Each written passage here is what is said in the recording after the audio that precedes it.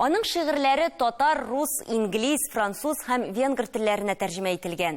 Будапештта Россия фән һәм мәдәният үзәгендә Равил Бухараев иҗат шикләре дип аталган әдәби-музыкаль кичәләр уза. Аларда безнең төшерү төркеме дә катнашкан иде. Быел Равил Рәис улы Бухараевка 70 яшь тулган булыр иде. Бүген без шагыйрь, прозаик, драматург, тәрҗемәче, тикшеренүче Равил Бухараевның иҗатын искә алырбыз. Будапешт чагыштырмача яшь кала, әмма аның үз тарихы бар. Хәзер без шәһәрнең нәкъ үзәгендә, җиңүчеләр мәйданында. Мәйдан 18 гасыр ахырында төзелә. Менә бу стелла башында Будапешт шәһәрен саклаучы фәрештә. Аста 7 вәзир. Алар мажарларны, ягъни венгрларны бу җирләргә Карпат бассейнына алып килгәннәр. Уртада Арпат. Аннан Арпатлар нәселе киткән. Мажарстанның гаҗәеп бай тарихы һәм ул әллә нинди тарту көче белән үзенә җәлеп итә. Бәлки шуңадыр 1986 елны эш буенча килгән язучы, журналист, шагыйрь Равил Рәис улы Бухараев монда яшәргә ук кала. 2 ай дигәндә телне өйрәнә, мажарлар мәдәниятен тәрҗемә итә, хәтта шушы телдә иҗат та итә башлый. 1989 елны бу ил тарихында беренче тапкыр Мажарстан язучылары берлегенә алына. Аны искә алу кичәсенең нәкъ менә Будапештта узуы бер дә гаҗәп түгел. Милләттәшләребез бөтен дөньяга сибелгән, билгеле инде безне танытучы бөек шәхесләребез. Европа татарлары альянсының 5 еллык чарасында күп кенә шәхесләребез хакында сөйләшү булды, очрашулар булды. Менә шуның берсе Равил Бухараев хакында. Бүген аның турында искиткеч матур сүзләр җиткерелде, шигырьләре укылды. Бу безнең өчен бик мөһим. Талантлы шигырьләр язучы математик, Мәскәү университетында аспирантура тәмамласа да, киләчәген математикага түгел, ә шигърияткә багышлый ул. Журналистика, дөнья сәясәте белән кызыксына башлый, татарлар яшәгән илләргә сәфәр чыгып, җаны тарткан юнәлештә иҗат итә башлый. Аннары ул күчмә бакча дигән проект уйлап чыгарып, татар мөхаҗирләре яшәгән илләрне урап чыга. Япония, Австралия, Төркия татарларының язмышын өйрәнә. BBC радиосында озак еллар буе тапшырулар алып бара. Увидеться с Равилем можно. Он в небесах, но он с нами.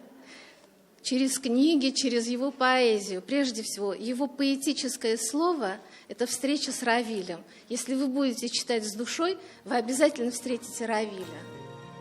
Җанымны җибәрче иреккә, бер кая китәргә базмамын. Бу мискин, бу юеш бакчада эшләнгән язмышка язганы. Мондагы бар шәүлә, бар тавыш, бар сукмак, күңелгә береккән. Таныш та, газап та кирәкми. Җанымны җибәрче иреккә. Иң мөһим, иң әһәмиятле нәрсә ул нәфес һәм нәфестә күңелдән нәрсә туа, нәрсә үсә, син кешеләргә ничек тапшырасың? 2009 елда Россиядагы иң яхшы шигырь китабы бәйгесендә Равил Бухараевның «Җанымны иреккә җибәр» җыентыгы җиңеп чыга.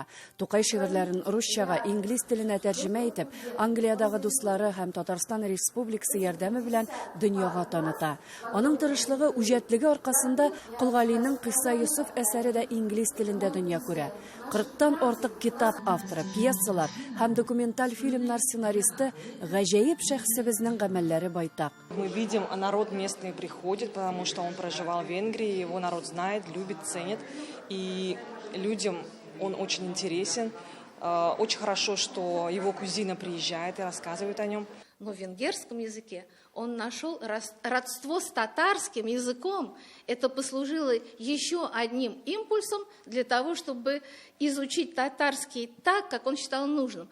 Я читаю стихи Равиля, я стараюсь помочь, чтобы это творчество не забывалось. Мы в совершенно чистом, очень сильном контакте с Лидией Григорьевой, вдовой Равиля Бухараева, которая проживает в Лондоне. Россия гражданины Равил Бухараев чит илдә татар һәм Россия мәдәниятенең илчесе булды. Ул 1951 елда Казанда туа, 2012 елда Лондонда, туманлы Британияда якты көн белән хушлаша. Ләйсәнә Садретдинова, Татарлар, Будапешт, Мажарстан.